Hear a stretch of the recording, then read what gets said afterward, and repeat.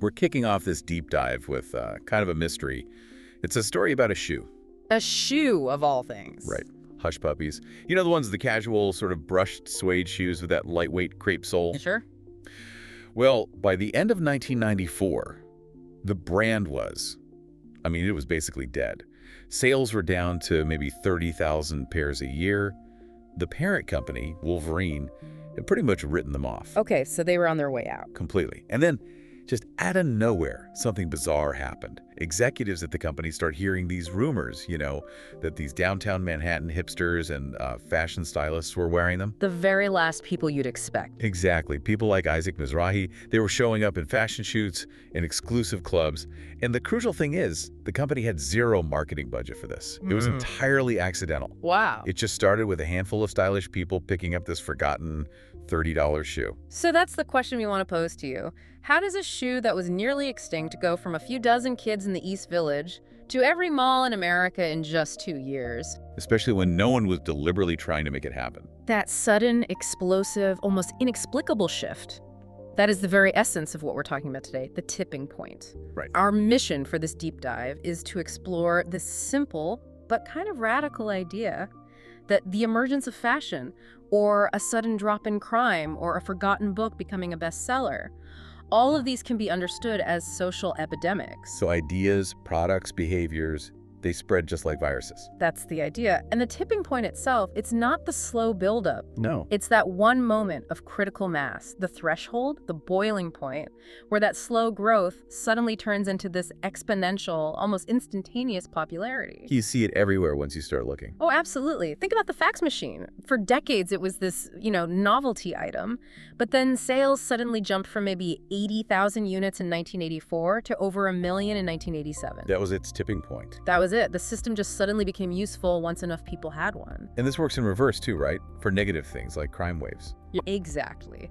The massive drop in New York City's crime rate in the early 90s, people always point to the economy or an aging population. Sure. The usual explanations. But those things don't explain the speed. Murder rates fell by 2/3 in just 5 years. It wasn't a gradual trend, and it hit a tipping point and just fell off a cliff. Okay, so we're going to unpack the source material and distill the 3 fundamental rules that govern all these social epidemics. Yep. The law of the few, the stickiness factor, and the power of context. So to really get on board with this idea of a tipping point, you have to accept something that feels counterintuitive. It really does. It's the idea that big, massive changes can come from really small events. We have to just abandon this expectation that cause and effect are always proportional. That a big outcome must have a big cause. Right. And the possibility that a huge transformation can stem from something minor, almost trivial, that's central to this whole concept. And this idea of non-proportionality, it shows up everywhere. It does, famously in the 80-20 principle. In almost any situation, roughly 80% of the results come from 20% of the participants.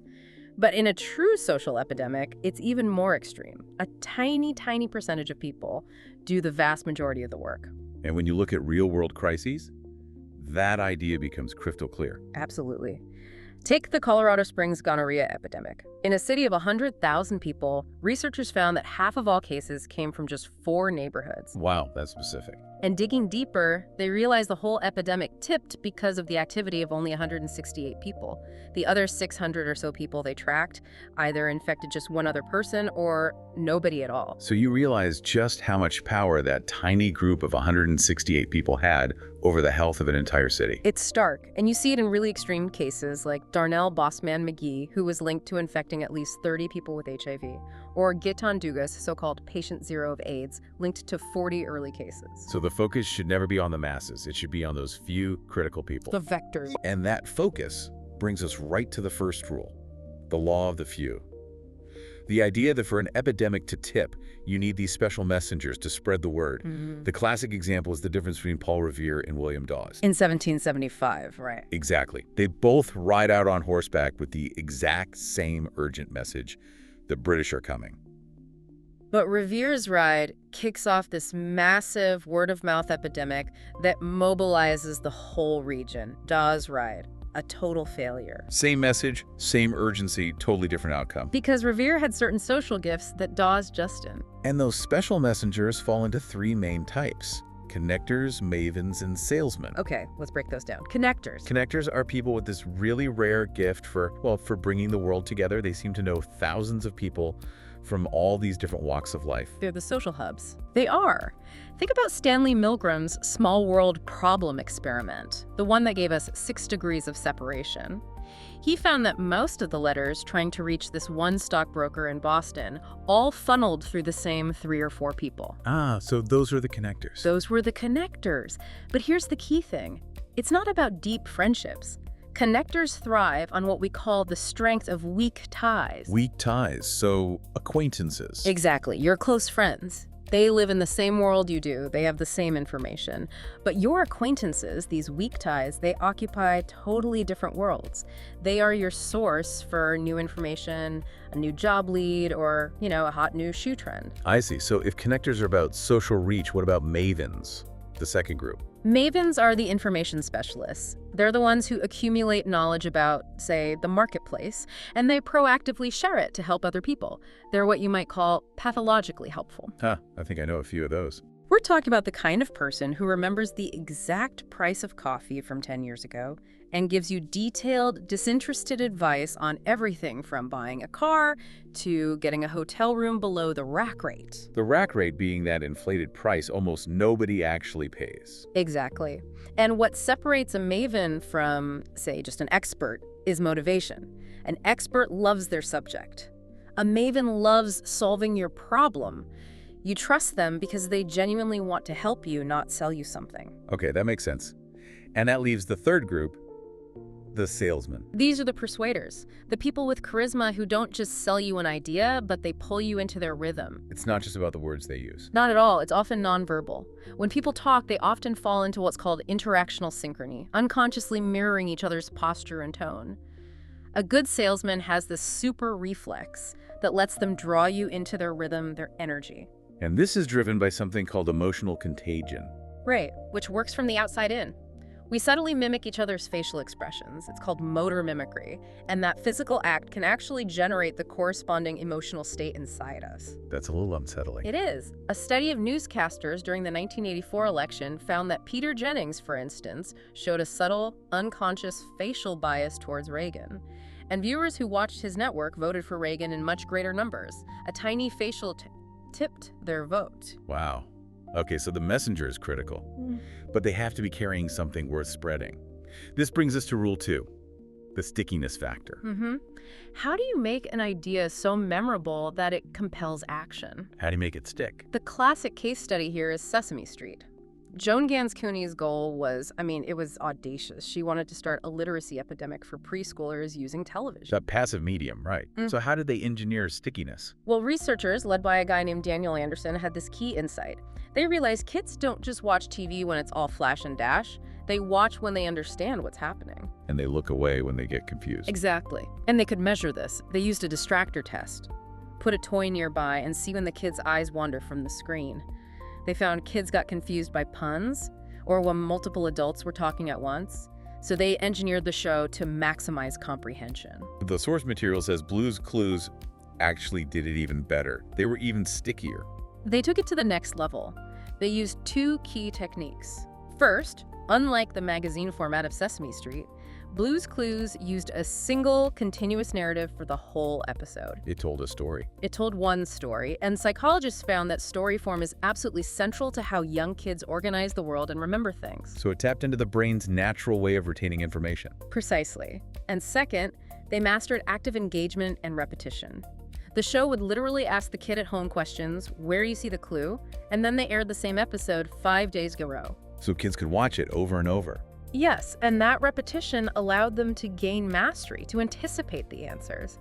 They went from being a passive viewer to an active participant, and that made the learning incredibly sticky. Okay, so you have the messenger and the message.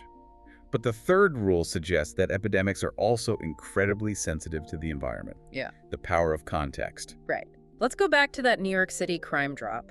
It tipped because of a shift in the environment, an idea called the broken windows theory. The idea that big problems start with small signs of disorder. Exactly. If a community can't stop minor things, a broken window, graffiti, people constantly jumping the subway turnstiles, It sends a signal. It signals that no one cares, that Nick was in charge. And that more serious crime is permissible. The most powerful example was on the subways. The transit police focused on two small things: cracking down on the 170,000 daily fare beaters and cleaning all the graffiti off the cars. Minor changes, but highly visible. And that created a new psychological reality. The environment itself changed the behavior of the people in it. What's so fascinating about that is how much we misjudge the power of that environment on ourselves. This is where we run into something called the fundamental attribution error. The FAE. Yes.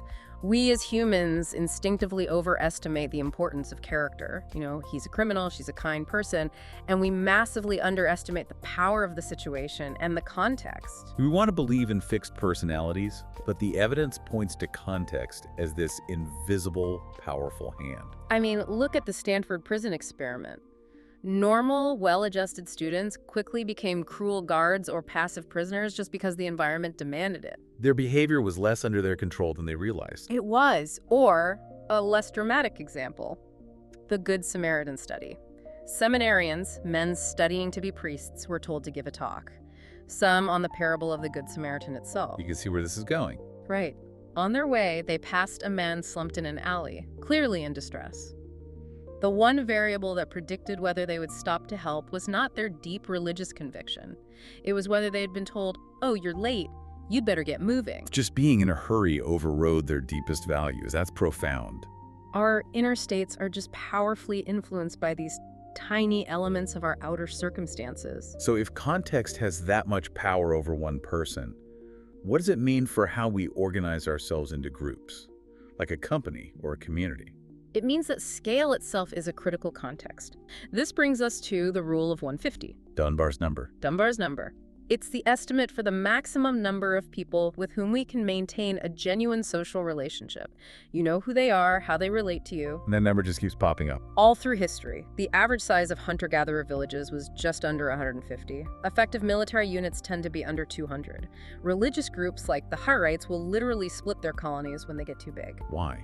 What happens after a 150? People become strangers. And the most powerful tools for social cohesion, peer pressure, personal loyalty, they just stop working. So keeping a group small creates a context where peer pressure can be the management structure. Exactly.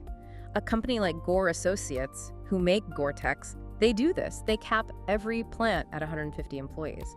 They don't need rigid hierarchies because informal peer pressure and personal loyalty are way more effective. And this intimate structure enables another powerful mechanism, right?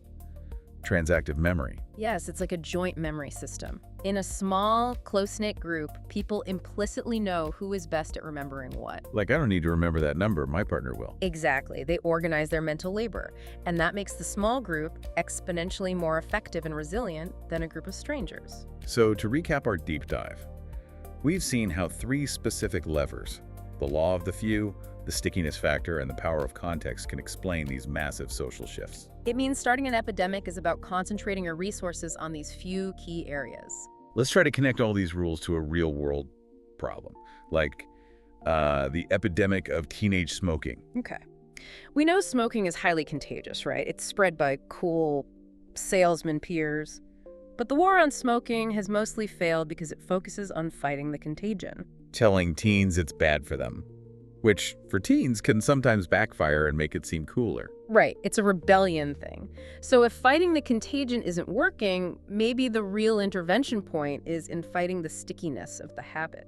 Okay, what does that mean? Well, where is the addiction tipping point? Most people take about 3 years to get truly hooked. There are even non-addicted smokers, chippers, who can have up to 5 cigarettes a day.